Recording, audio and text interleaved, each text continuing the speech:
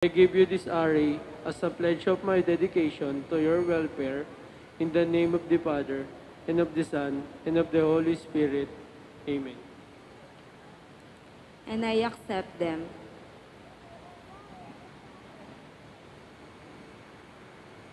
My brothers and sisters in Christ, let us welcome our newly wedded couple with a round of applause.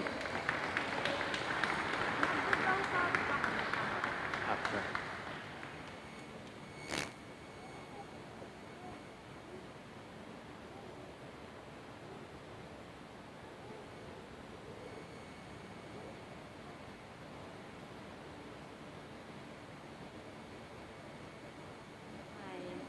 This is the day that the Lord has made. Thank you for giving me the dream wedding I wanted to experience since I was a kid.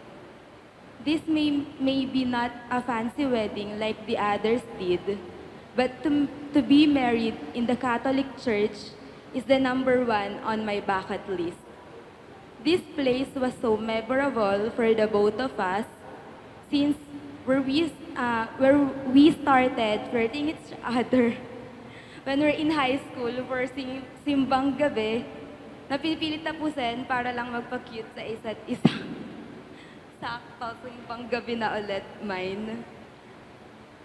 But kidding aside, the value of this church for us is the most priceless thing in the world. Where you, me, and our sweet little Daphne baptized, we're all started here, and that was the most important thing in my life, the memories. And for more memories we will build together.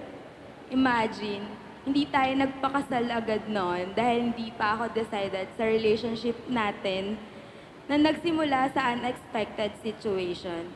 Pero ngayon, 2 taon na magkasunod tayong ikinasal. Last year sa civil.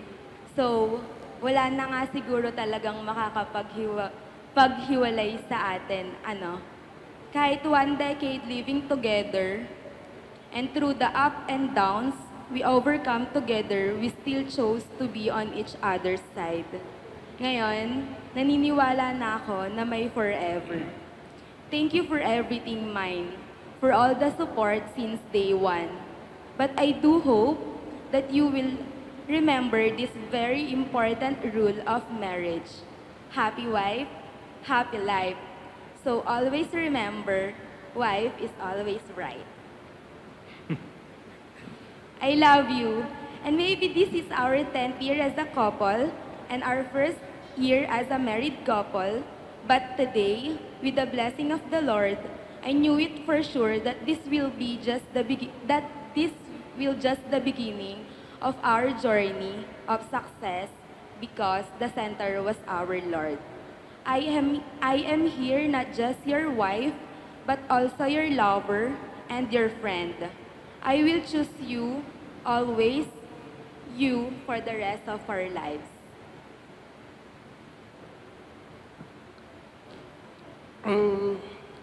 Congratulations. Kasi ako yung napangasawa mo. Hindi, joke lang.